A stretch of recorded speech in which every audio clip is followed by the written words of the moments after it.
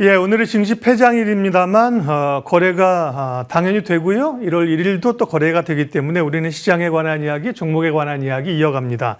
종목의 발견자들 코너 갑니다. 이정호 해원솔루션 팀장 함께하겠습니다. 팀장님 안녕하세요.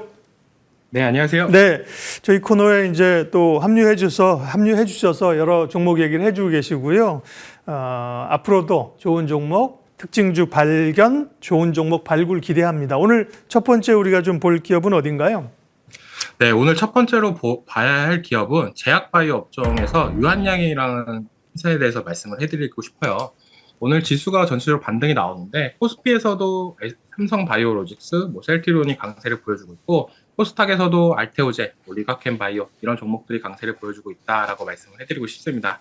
그만큼 어떻게 보면은 하반기 들어와서 조금 더 많이 주춤했던 종목들을 보자라고 한다면 제약바이오 업종이다라고 말씀을 해드리고 싶은데 또 이게 1월 달부터는 또 JP모건의 헬스케어 컨퍼런스가 있습니다. 1월 13일부터 1월 16일까지 그거에 따라서 제약바이오 관련 기업들이 기대감을 모아주면서 상승세가 나와주고 있다라고 저는 생각이 들고 있는데 이 유한양행이라는 회사도 JP모건 헬스케어의 컨퍼런스에 참석을 합니다. 그만큼 어떻게 보면은 여기에 참석하는 기업들 중에서 이때까지 많이 빠졌던 종목들 그런 종목들에서 반등세가 나올 가능성이 높다라고 생각이 들고 있고 이 컨퍼런스에서 어떻게 보면 긍정적인 얘기나 또 새로운 제약바이오 신약이나 이런 부분이 나온다라고 하면은 주가 탄력이나 이런 부분 더욱더 받을 수 있는 부분이 있습니다.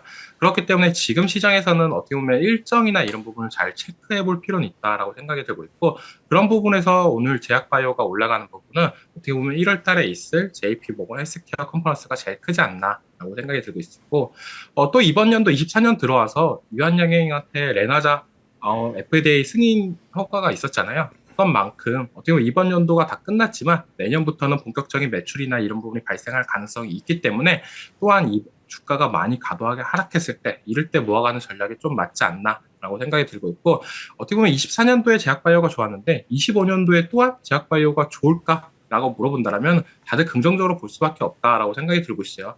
우리가 흔히 경기 침체가 오고 또 경기가 안 좋아지고 이렇게 얘기를 하잖아요. 그래도 제약바이오 같은 경우는 어떻게 보면 필수 의약품이나 이런 부분이 겹치는 부분이 있기 때문에 시장이 좀 안 좋아도 탄력성, 반등세나 이런 부분 더욱더 나올 가능성이 있기 때문에 긍정적으로 볼 수 있다라고 말씀을 해드리고 싶습니다.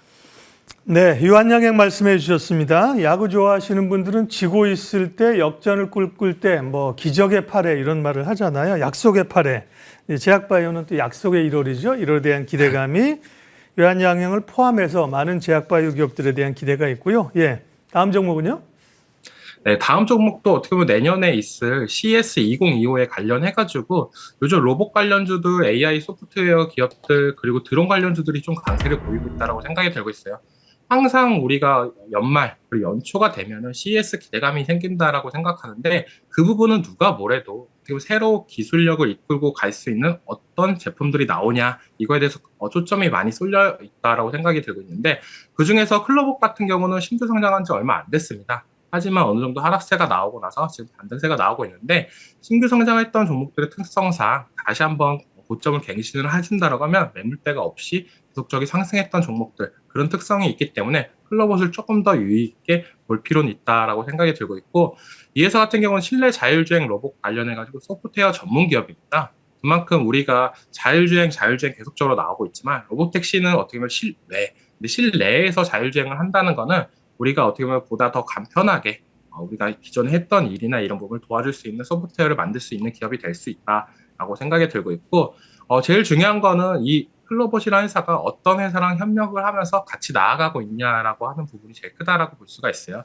보스턴 다이나믹스라고 어떻게 보면 글로벌 로봇 회사랑 협력이나 이런 부분이 잘 이루어지고 있다라고 저는 생각이 들고 있고 국내 공식 유통 기업입니다. 그만큼 보스턴 다이내믹스 제품이나 이런 부분이 국내에서 유통이 될 때 클로봇이라는 기업을 통해서 갈 수밖에 없기 때문에 매출적인 측면이나 이런 부분이 올라갈 수 있다라고 생각이 들고 있고 전체적으로 어떻게 보면은 연말 그리고 연초 25년도를 기대할 수 있는 섹터 중에 하나는 제약바이오, 로봇 이렇게 첨단 기술이 들어갈 수 있는 부분이 들어갔지 않나라고 생각이 들고 있기 때문에 로봇이 2024년도에 너무 안 좋았어요. 하지만 2025년도 들어와서는 어느 정도 상반기까지는 그래도 기대감을 조금 더 끌고 갈 수 있는 포인트는 좀 만들어지지 않나. 그게 물론 테슬라의 로봇택시 그리고 휴머노이드 로봇 관련해가지고 전체적인 기대감을 만들어주고 있다. 라고 생각하는 만큼 계속적으로 지켜봐야 할 섹터는 역시 로봇이지 않나라고 말씀을 해드리고 싶습니다. 예, 로봇 관련주 가운데 조금 생소한 이름이다 싶었는데 말씀하신 것처럼 신규 상장주군요. 상장한 지 한 2달 정도 됐군요. 예, 클로봇을 포함해서 로봇 관련주에 대한 기대감, 관심도 가지자는 말씀입니다. 오늘 종목 발견 이정호 해온솔루션 팀장 함께했습니다. 고맙습니다.